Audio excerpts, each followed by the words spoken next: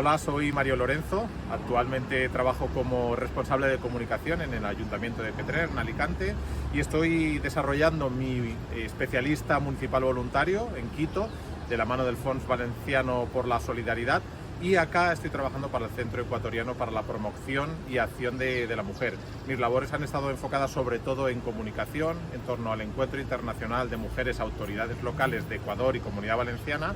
He estado desarrollando labores de redes sociales, en relación con medios de comunicación, en torno al encuentro, pero también acompañando a la delegación de alcaldesas y concejalas de la Comunidad Valenciana, que han estado durante una semana acá en Ecuador conociendo los proyectos que apoya el fondo.